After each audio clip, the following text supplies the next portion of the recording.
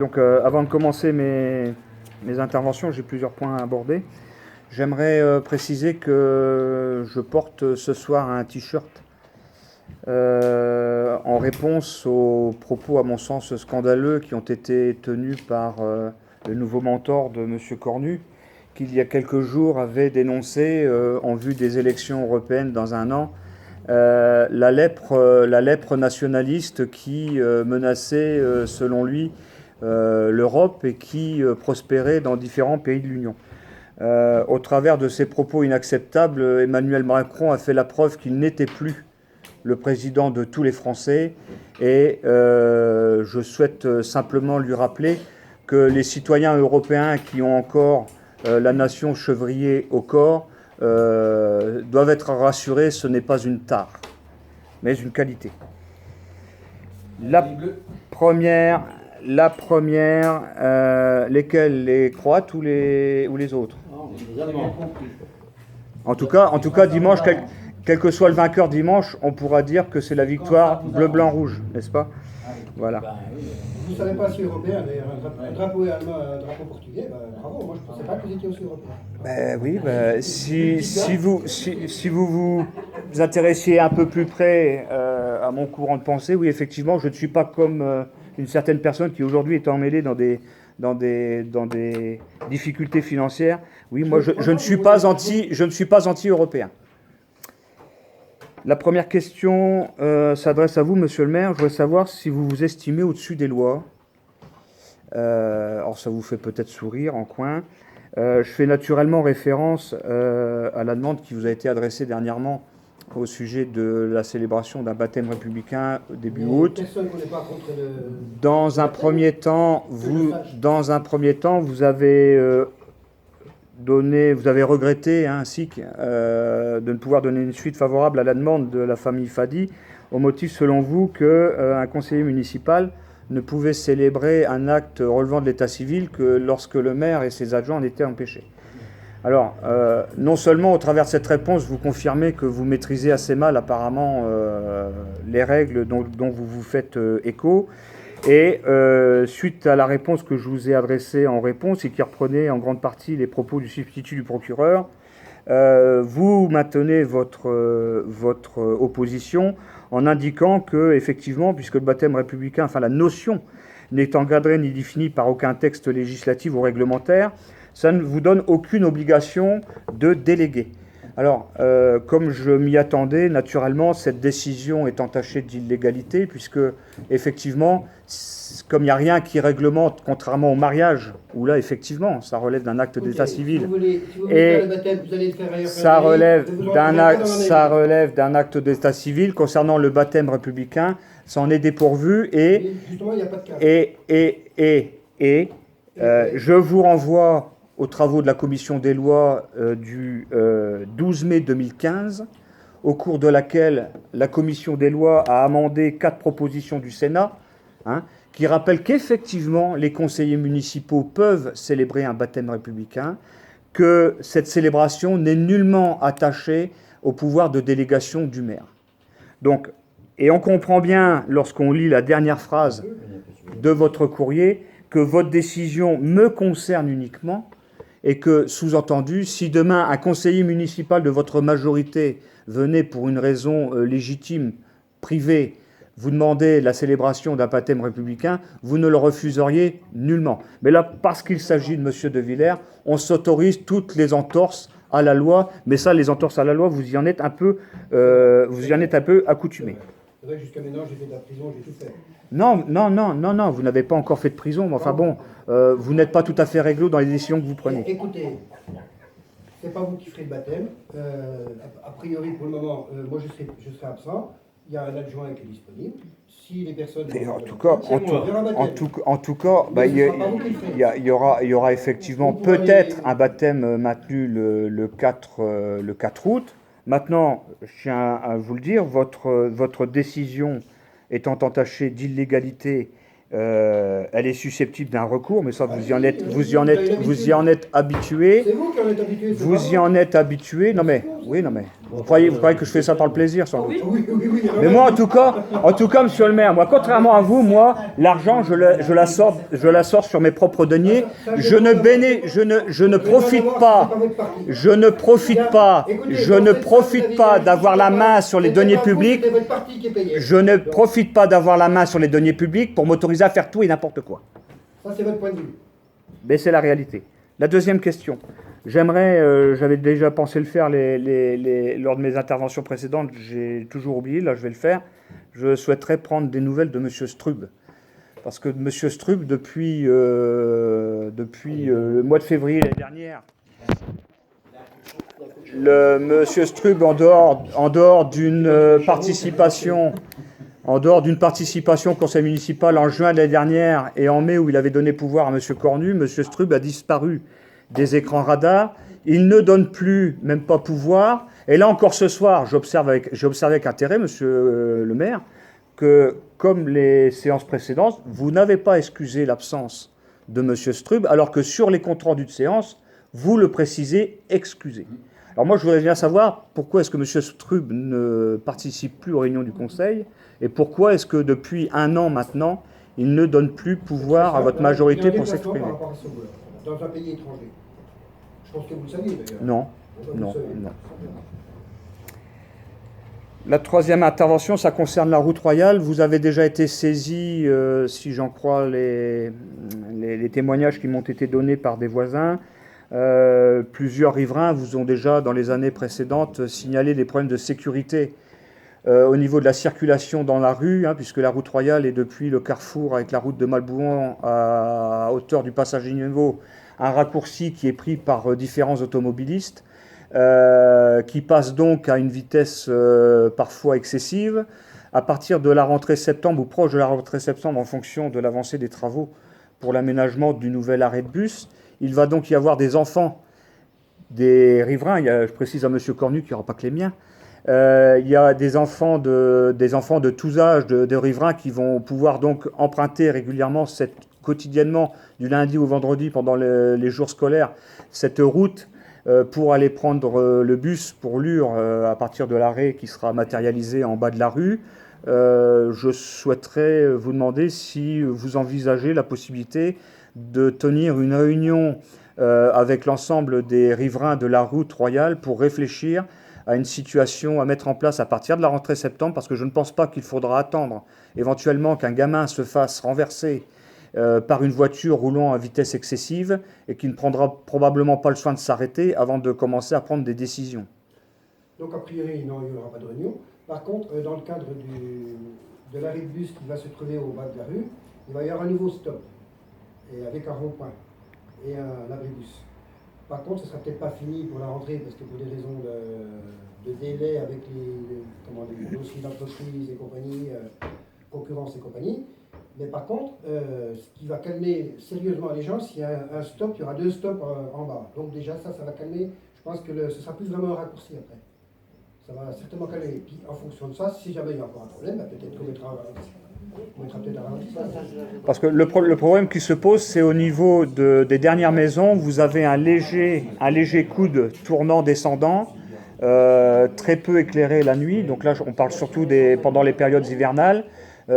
Généralement, si effectivement les gens vont être calmés en bas de la rue à l'approche de ce nouvel aménagement, la sécurité il y a un risque au niveau de la sécurité, au niveau de ce coude, au niveau des dernières habitations, avant le derrière de la propriété de monsieur, c'est Gabi, on l'appelle régulièrement Gabi, mais j'ai oublié le nom.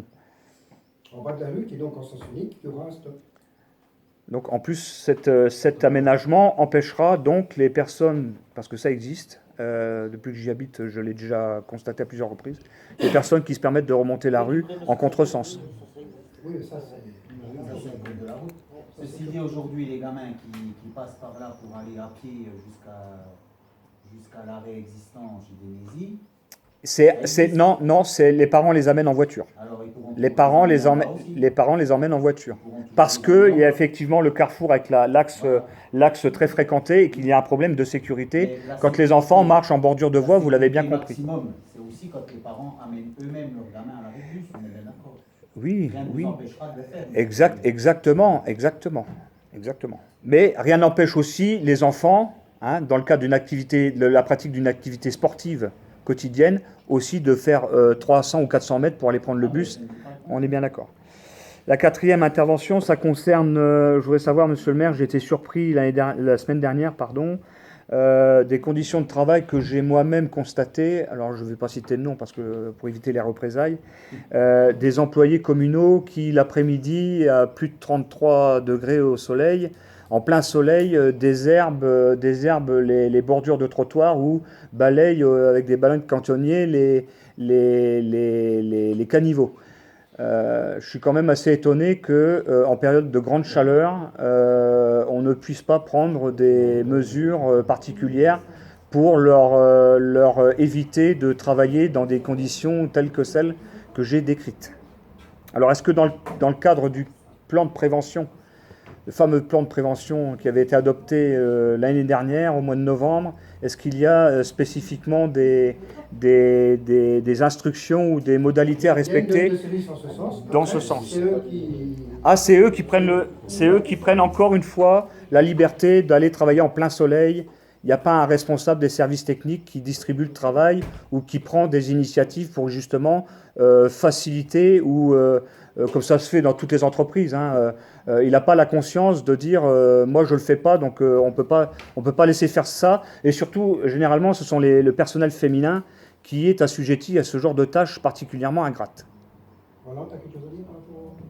On leur dit de s'arrêter quand ils veulent s'arrêter. Ils peuvent prendre à boire à l'atelier. On a une fontaine. Il n'est pas possible d'aménager, par exemple, les horaires pour que ce genre de travail qui ne fait pas particulièrement de bruit puisse commencer un peu plus tôt le matin, de façon à ce que les employés EES puissent terminer un peu plus tôt l'après-midi.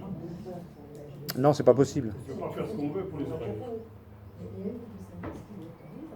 Donc le plan de prévention ne prévoit pas d'aménagement d'horaire lorsqu'il y a... Écoutez, moi je me fie à ce que M. Duru vient de me dire. On ne peut pas faire grand-chose au niveau des horaires. Pour l'arrosage, oui. Donc les femmes vont continuer à travailler en plein soleil pour balayer au balai de cantonnier les bordures de trottoirs ou désherber les trottoirs. Moi je travaillais dans le bois avant, je brûlais les branches en plein soleil comme ça. Ouais. Ben, vous avez une sacrée façon de considérer les employés dont vous avez la charge. Ce que je comprends pas. Je leur dis vous arrêtez quand vous voulez vous arrêter. Ce que je comprends pas, c'est que si ça pose un problème, pourquoi ils viennent s'adresser à vous? Non, j'ai bien pris la précaution de dire au début de mon intervention que je l'avais observé et que je me garde bien, parce que je me garde bien maintenant de m'arrêter parce que les caméras fonctionnent assez bien. Puis quand M. De Villers va être pris à discuter avec un employé communal sur ses conditions de travail, ou alors sur un sujet qui touche au travail qu'il exécute sur le moment, il va être suspecté de donner des informations à M. De Villers. Donc rassurez-vous, pour leur bien personnel, je me garde bien de m'arrêter, de discuter avec eux dans la mesure du possible. Ça ne les gêne pas, sinon on le saurait déjà. Ah d'accord. Ah d'accord. Pour vous, moralement parlant, pour vous, Monsieur Cornu, moralement parlant, voir vos employés les employés de la commune, personnel féminin, travailler en plein soleil à 33 ou 35 degrés de chaleur, ça vous pose pas de problème de dire si elles demandent rien, on les laisse comme ça. Ça vous perturbe pas, ça. Non, je mets la climatisation. Je mets la climatisation, mais vous savez très bien, et Monsieur le maire vient de le rappeler, que le plan de prévention apparemment permet l'aménagement des horaires pour éviter ce type de situation. Libre choix. Il est venu cette semaine, le gars de Nodon-les-Vesoul, il a posé des questions. Tout allait bien. Mais monsieur Duru, la pression ou oui, bien sûr. Et le dernier épisode de la recherche de la taupe montre que les employés communaux peuvent parler de tout en toute liberté sans risquer la moindre pression ou le moindre commentaire désagréable. Moi, naturellement. Ils peuvent parler devant moi. Oui. Ça ne me dérange pas. D'ailleurs, ils le font. Ils ont tellement confiance dans ce que vous venez de leur dire qu'effectivement, ils se livrent apparemment. Voilà. Parce que moi, j'ai pas besoin de m'arrêter, Monsieur Duru, pour avoir conscience que de voir des femmes travailler en plein soleil, en train de désherber ou de balayer avec un balai de cantonnier, ça doit être une tâche pénible. Ah ben je dis pas que c'est facile. Et pourtant, vous voyez que je ne conduis qu'un car et je n'ai même pas mon bac. Je dis pas que c'est Voilà. facile, mais enfin, il faut qu'il y en a qui le fassent. Moi, au cours de ma vie, j'ai travaillé sur de l'hangar en tôle, par des chaleurs pareilles, et puis on m'a jamais mis la Mais clé. madame, J'aurais bien voulu vous savoir. Madame Favreau, l'époque à laquelle vous viviez, avec les conditions avec lesquelles vous viviez, ce ne serait plus acceptable aujourd'hui. Il n'y a pas le réchauffement climatique. Ce ne serait plus acceptable aujourd'hui. Mais encore une fois, Et ne vous inquiétez pas, Madame Favreau, j'ai commandé des hommes à l'armée pendant 10 ans. Très rares ont été ceux à se plaindre de mon commandement. Voilà. Ben, vous savez, quand vous êtes grillé pour vos sympathies avec Jean-Marie Le Pen, vos perspectives de carrière, vous savez comment ça marche dans l'armée, hein, monsieur Cornu, on ne va pas vous l'apprendre. Voilà. Vos perspectives de carrière s'amoindrissent, donc il faut avoir aussi l'intelligence de faire autre chose. Vous voyez, maintenant je peux faire de la politique sans risquer des représailles au niveau de mon employeur. Bon, La cinquième intervention, ça concerne, monsieur le maire, le dernier conseil municipal.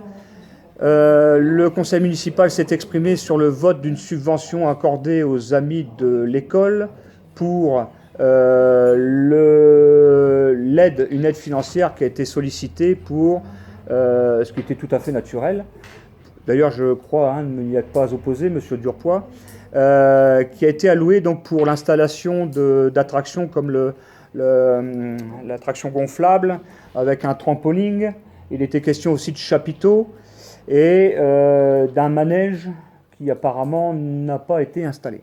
Alors, initialement, vous aviez demandé, monsieur Durpois, la somme de 1 500 €. Le conseil municipal, en partie parce qu'il n'y avait pas de justificatif joint à votre demande, a finalement accordé une aide de 1 000 €, ce qui, alors je précise tout de suite, aider une association scolaire dans le cadre de l'organisation d'activités de fin d'année me paraît tout à fait normal. Ce qui me paraît anormal, c'est que visiblement, alors comme je ne prends pas pour argent comptant ce que l'on me dit, je demande vérification. C'est à ce sens que je fais la demande. Je voudrais que monsieur Durpois, vous puissiez communiquer les factures relevant des installations qui ont été posées pour cet événement en lien direct avec la subvention, parce que si les informations qui m'ont été communiquées sont bonnes, et elles doivent être vérifiées, visiblement, les 1 000 €, vous en aviez largement assez. Faut que tu rembourses, ça va. s'il y en a plus, c'est pas très grave. Alors- C'est même pour l'association des écoles. Alors, monsieur Durpois, vous faites le mariole là devant Non, je fais pas le mariole. vos amis. Monsieur De Villers, vous allez tout de suite vous calmer. Mais moi, je suis Moi, calme. Les justificatifs, je peux vous les montrer. Ah, moi, pas à moi, au conseil municipal. Ouais, je peux les montrer. Au conseil municipal. On a confiance en Je ne lui. demande pas. Hein On a confiance. Après, on a marqué Il y a un le coup. comité, oui. Et puis, on a marqué le coup, c'était les 30 ans. En plus. Hein, voilà. Au dernier conseil, je vous ai tous invités. Oui. Monsieur De Villers, on ne vous a pas vu. Exactement. Hein. Exactement. Et je vais vous dire pourquoi. Il y a deux raisons à cela. La première, c'est que je n'entends pas participer à des activités générées par une association qui est politiquement engagée. Premièrement. Deuxièmement, vous me laissez me justifier. Alors, vous acceptez pas, c'est votre droit, mais moi, j'ai le droit de vous dire ce qu'il en est. Et la deuxième chose, pourquoi est-ce que je n'y vais pas? Pour éviter aux Rochampois qui auront le malheur en me voyant déambuler dans cette manifestation, qui auront le malheur de venir me parler, comme ça s'est fait à la fête de la musique, où j'ai brièvement assisté pendant 1 heure, 1 heure et demie. On passe son temps à épier qui va discuter avec M. De Villers, et après, un certain nombre de personnes vont faire des reproches à ces personnes qui sont allées discuter avec M. De Villers. Moi, personnellement, ça ne me dérange pas. Donc, Personnellement, ça ne me dérange pas. Mais il y a un truc qui est sûr. Ça fait plusieurs fois que je viens au conseil. Qu'est-ce que vous faites pour la commune? mais ça, Qu'est-ce que vous faites pour la ça ne vous a pas échappé, M. Durpois, que je ne suis pas en charge de la commune. D'accord ? Bah, au niveau associatif, Voilà. oui. Donc vous agissez au travers de cette association, c'est bien, c'est bien. Mais moi, lorsque j'ai aussi tenté d'agir indépendamment de mes opinions politiques, dans le cadre d'une association à Ronchamp, M. Cornus en était plus à le souligner plusieurs fois, ça a même fait l'objet d'arguments contre moi à la dernière campagne municipale, c'était la PEVAR. La PEVAR. Oui, virée par M. Briot, après virée par M. Baumgartner. Ils sont pas de notre bord.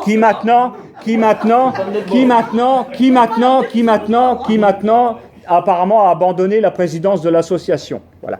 Donc moi, si vous voulez, moi je me suis déjà engagé. Maintenant, par rapport à mon engagement politique personnel est susceptible de créer des problèmes à la structure à laquelle je me greffe, c'est de l'intérêt aussi de cette structure, parce qu'évidemment, un certain nombre de gens ici sont assez bien, comment dirais-je, de bonne composition morale, hein, à Monsieur Cornu. On fait pression, hein, vous savez comment ça se passe. Vous avez vécu la dernière campagne, Monsieur Durfoy. Donc j'attends que vous communiquiez. Alors, on est bien d'accord, Monsieur Durfoy, ce sont les justificatifs en lien avec la demande de subvention, pas les justificatifs globaux de la manifestation. D'accord. De toute façon, on ne peut pas être contre des subventions qui vont, je vois pas ce qu'il y a de politique là-dedans, c'est quand même pour nos enfants. Que ce soit l'association de l'école du centre ou l'association, on fait pareil pour le RPI, donc on ne peut pas être contre. Ben, je n'ai pas voté contre, Si madame. Si on dépassait un peu le montant, ben, c'est pas grave, parce que c'est de l'argent qui va pour nos enfants. D'accord. Donc vous, ça vous dérange pas. On fait une demande, donc c'est bien. Donc là, on rejoint un peu. Donner 200 euros je sais pas quoi, au bourrin. Voilà, au bourrin. D'accord. Ça fera plaisir aux membres de l'association des Crins de l'Espérance de vous entendre et d'avoir ainsi conscience de l'estime que vous leur portez personnellement, Monsieur Cotta. La dernière intervention qui est la mienne, Monsieur le maire, ça concerne naturellement, vous devez vous en douter, le sujet dont j'ai été sollicité à Mourières, et sur laquelle d'ailleurs j'attends toujours votre réponse. Je crois qu'elle vous a répondu, là. Non, madame, les écrits de Madame Kerry ne sont d'aucune importance pour moi, dans le sens où Madame Kerry croit utile de me faire passer pour plus bête que je ne le suis. Vous êtes autorité administrative sur la commune. Selon les informations qui m'ont été données par Ingénierie 70, la situation concernant le terrain visé est dans l'illégalité la plus complète, puisqu'il n'y a pas... Alors là, franchement, je ne vois pas. Ils n'ont rien à voir là-dedans. Écoutez, Madame Drouot, vous connaissez Madame Drouot? Madame Drouot, voilà. C'est l'unité technique 70, pardon. Voilà. Donc, vous savez très bien ce dont je parle. Les services de Madame Drouot, qui, comme vient de le rappeler Monsieur Cotta, instruisent les demandes de permis et d'autorisation, m'ont indiqué que concernant ces travaux d'aménagement de clôture et de sortie de terrain qui a été aménagé, il a été faite sans déclaration préalable. Donc on est dans l'illégalité la plus complète, alors que pour les voisins d'en face, vous avez su, Monsieur le maire, descendre, si je puis dire, en bande pour faire pression afin d'obtenir le départ de ses administrés. C'est pas vrai, naturellement. Et de quel droit, Monsieur le maire, Madame Kerry, de quel droit, Monsieur le maire, Madame Kerry est-elle en droit de disposer du domaine public en y faisant la police? C'est le domaine public, c'est pas borné.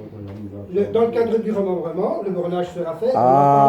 Donc c'est bien ce que je disais tout à l'heure. Donc pour les copains, on sait procéder à des aménagements. Donc la logique consiste donc à laisser pourrir la situation en attendant le remembrement qui, vous l'espérez, viendra régulariser des travaux qui, à l'origine, sont tout à fait illégaux. On est bien d'accord. Vous avez fait saisie, vous avez un courrier de ces gens qui vous ont saisi. Mais parce que vous êtes obligé d'être saisi par courrier, Monsieur Cornu, à chaque fois qu'on vient vous saisir en mairie, c'est par courrier. Mais Monsieur, Madame Kerry va pouvoir vous donner la copie des courriels qu'elle a échangés avec moi. Hein? J'aurais une question. Voilà. Vas-y, Jeannot. J'aurais une question au sujet des maisons trouvées vers Gratry là-bas. Oui. Il n'y a pas très longtemps qu'on a découvert qu'elles avaient une grande valeur architecturale, disons. Où en est en ce moment cette question? La famille cherche à vendre. Ah, on connaît la famille en tout cas. Oui. Au prix qui leur convient, à un acheteur qui leur convient. Et Il n'y a pas une fondation prouvée ou quelque chose comme ça qui s'y intéresse? Alors le problème, c'est que s'il y a une fondation prouvée qui s'y intéresse, ça fait encore augmenter les prix. Oui, mais si c'est la fondation qui achète, elle peut mettre le prix, disons. Ça m'étonnerait qu'ils achètent. Hein. Ça m'étonnerait. Non. Non, La fondation, il faudrait les restaurer. Oui, mais... Non, mais c'est du privé. Hein? Après, c'est tout privé. Ouais, privé. Mais les privés ne vont pas restaurer eux-mêmes, sans doute. Non, mais ils Non, ont mais un ils veulent acheteur. vendre.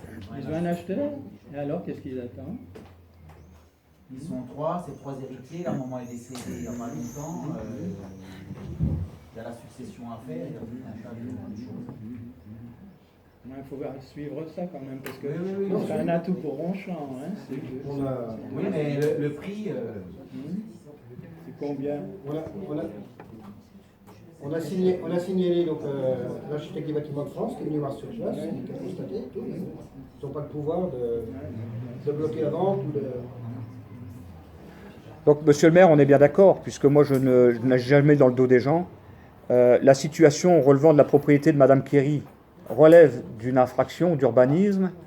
C'est du pénal, vous le savez bien. Le major Mougin m'a demandé d'attendre le traitement de ce dossier par la préfecture. Donc, si je comprends bien, puisque vous entendez bénéficier du concours du remembrement pour essayer de rattraper le coup et sauver la mise, on est bien d'accord.